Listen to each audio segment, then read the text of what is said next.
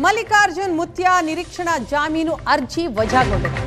POCSO ಕೇಸ್ನಲ್ಲಿ ಆರೋಪಿಯಾಗಿದ್ದ ಮಲ್ಲಿಕಾರ್ಜುನ್ ಮುತ್ಯಾ ಯಮನೂರೇಶ್ವರ ಮಠದ ಪೀಠಾಧಿಪತಿ. ಈ ಮಲ್ಲಿಕಾರ್ಜುನ್ ಮುತ್ಯಾ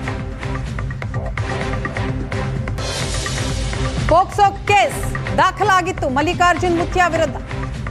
ನಿರೀಕ್ಷಣಾ ಜಾಮೀನು ಅರ್ಜಿಯನ್ನ ಸಲ್ಲಿಸಿದ್ದ, ಆದರೆ ಈ ಅರ್ಜಿ ವಜಾಗೊಂಡಿದೆ. ಯಮನೂರೇಶ್ವರ ಮಠದ ಪೀಠಾಧಿಪತಿ ಈತ.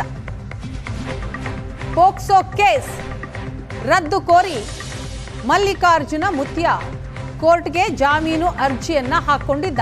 ಆ ಅರ್ಜಿ ವಜಾ ಆಗಿದೆ.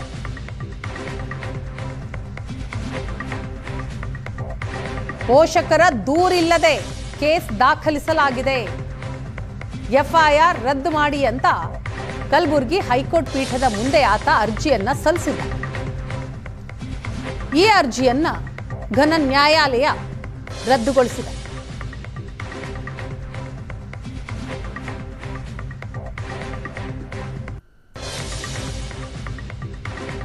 ಮಲ್ಲಿಕಾರ್ಜುನ ಮುತ್ಯಾ ಅರ್ಜಿ ವಿಚಾರಣೆ ನಡೆಯಿತು. ಅರ್ಜಿ ರದ್ದಾಗುತ್ತಾ ಪುರಸ್ಕೃತ ಆಗುತ್ತಾ ಅನ್ನೋದು ಪ್ರಶ್ನೆ ಇತ್ತು. ಈಗ ಅದಕ್ಕೆ ಉತ್ತರ ಸಿಕ್ಕಿದೆ. ಮಲ್ಲಿಕಾರ್ಜುನ ಮುತ್ಯಾ ನಿರೀಕ್ಷಣಾ ಜಾಮೀನು ಅರ್ಜಿ ರದ್ದಾಗಿದೆ. ಯಮನೂರೇಶ್ವರ ಮಠದ ಮಲ್ಲಿಕಾರ್ಜುನ ಮುತ್ಯಾ ಈತನ ಮೇಲೆ ಪೋಕ್ಸೋ ಕೇಸ್ ದಾಖಲಿಸಲಾಗಿತ್ತು. ಇಂದು ವಿಚಾರಣೆ ಆಯಿತು. ಶಹಾಪುರ ಪೊಲೀಸರು ಮುತ್ಯಾಗೆ ನೋಟಿಸ್ ಕೂಡ ಕೊಟ್ಟಿದ್ರು. ಆದರೆ ಮುತ್ಯಾ ಬಂಧನ ಭೀತಿಯಿಂದ ತಲೆಮರೆಸಿಕೊಂಡಿದ್ದ. ಇನ್ನು ಮರಹಲರೋಜಾ ಗ್ರಾಮದ ಮಠದಲ್ಲಿ ಭಕ್ತರು ಈಗಾಗಲೇ ಸಭೆಯನ್ನ ನಡೆಸಿ ಮುಂದಿನ ಹೋರಾಟದ ಬಗ್ಗೆ ಚರ್ಚೆಯನ್ನ ಕೂಡ ಮಾಡಿದ್ದಾರೆ.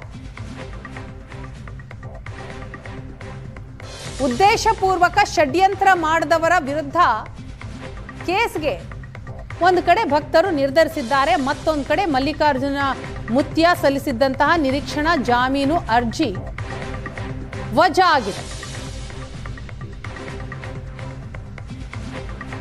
ಅರ್ಜಿಯ ವಿಚಾರಣೆ ನಡೀತು. ಏನಾಗುತ್ತೆ ಅನ್ನುವಂತಹ ಪ್ರಶ್ನೆ ಇತ್ತು.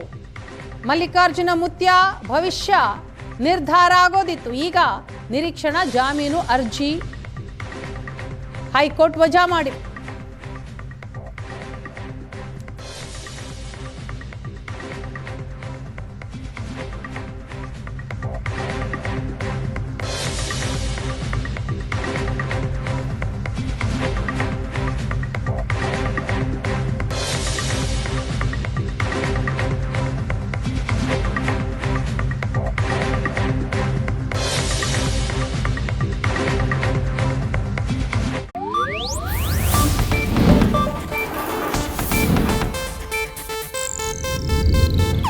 ಇದು ಏಷ್ಯಾನೆಟ್ ನ್ಯೂಸ್ ನೆಟ್ವರ್ಕ್ ಪ್ರಸ್ತುತಿ.